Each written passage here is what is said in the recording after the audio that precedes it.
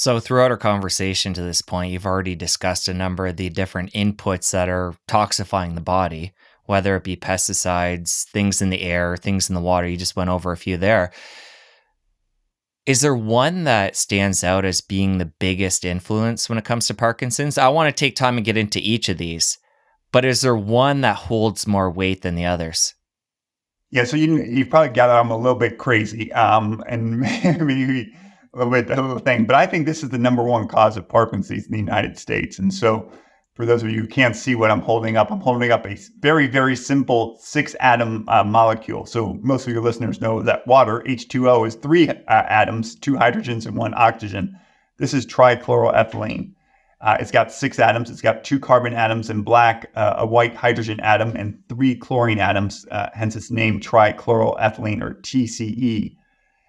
In the 1970s, 2 pounds per American were produced of this chemical, 2 pounds per American. You're too young, but you might remember typewriter correction fluid. It had this chemical in it.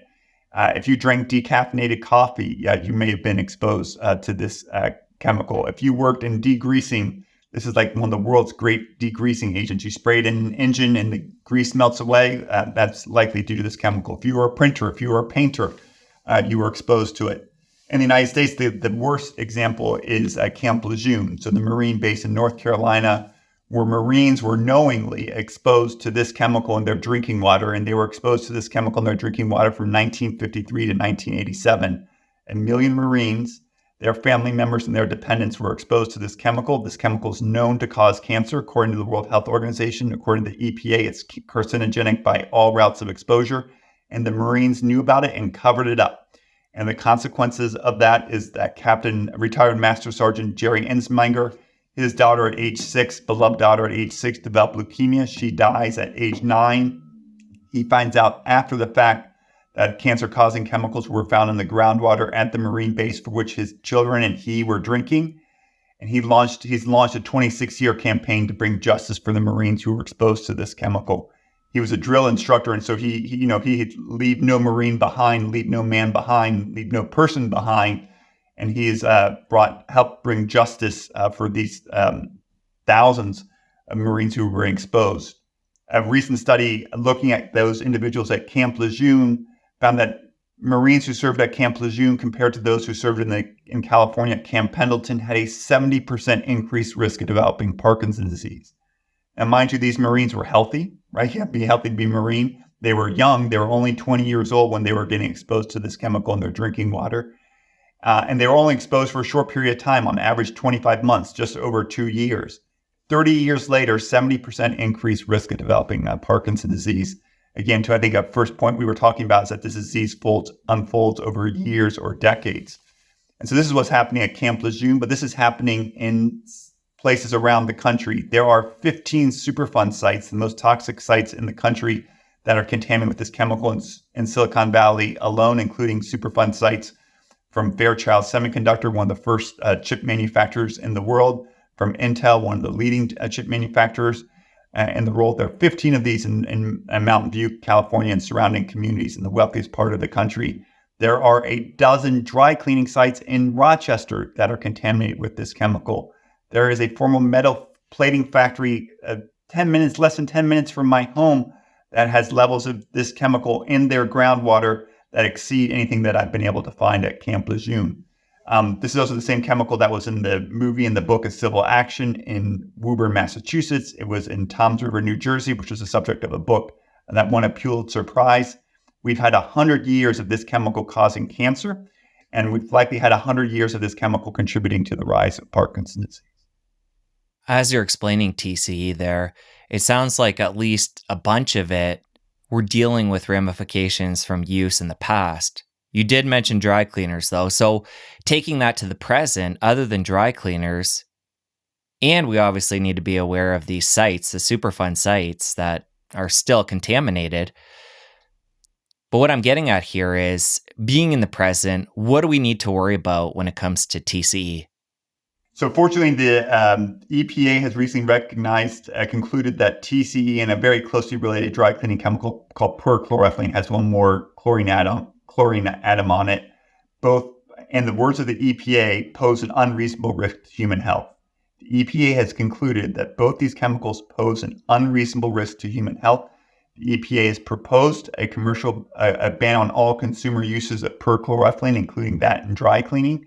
They've yet to outline their actions related to trichloroethylene, to my knowledge. Yet, TCE is still used in the United States, even though it's been banned and are heavily restricted in other parts of the world.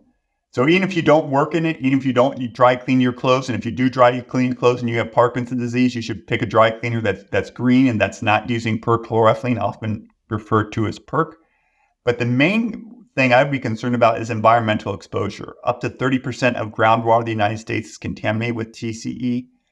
Fortunately, we have a Safe Drinking Water Act from the 1970s, which has helped reduce our exposure to this. But as I mentioned earlier, the Marines were exposed to this chemical in their drinking water. And then people who get their water from a private well, up to 40 million Americans get their water from a private well. That water is not routinely tested, only often tested when a person buys or sells their property. So they make sure that they're not getting exposed to that. In addition, that radon can evaporate from your basement, and radon can evaporate from the soil into your basement and cause lung cancer. TCE can evaporate from underlying groundwater or soil and into your home, your school, or your workplace completely undetected. And you can be breathing in this cancer-causing chemical because you live a mile away from a dry cleaner, you live a mile away from a formal metal plating facility, and be breathing it in and never know about it, and likely increasing your risk of developing Parkinson's disease. So I get really concerned about the environmental exposure to this toxin, and it's hard to live. Vast majority of people in the United States live near one of these contaminated sites.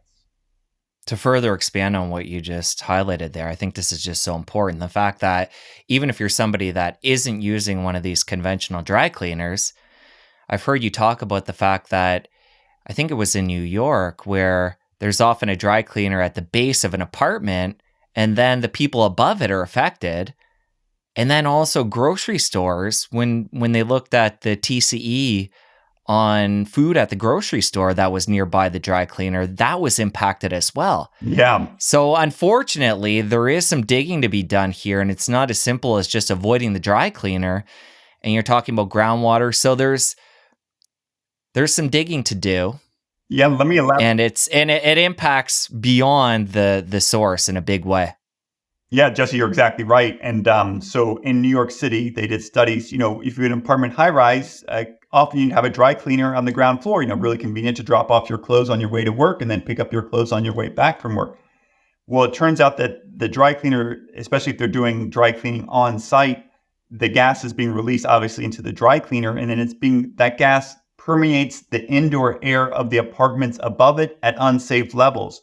And you can be breathing in air contaminated with perchloroethylene at more than 1,000 times level that New York State deems to be safe. So there are studies demonstrating that you can have over 1,000 times the safe level of perchloroethylene in your indoor air by simply living above a dry cleaner. And then you don't even need to live above the dry cleaner. And as you mentioned, in supermarkets, TCE and perchloroethylene are both fat soluble. That's why they're great at degreasing. Your brain is also a very fatty organ. You look at the butter and the cheese of grocery stores that are simply near a dry cleaner, and you can find perchloroethylene in the butter and the cheese of supermarkets that are near dry cleaners. You bring your daughter into the dry cleaners and she's eating an ice cream cone. When she's walking out, she's now eating an ice cream cone that could have perchloroethylene in it. Scary stuff. And I think it was TCE in your book. You have a map of the US and it shows the areas that are most impacted.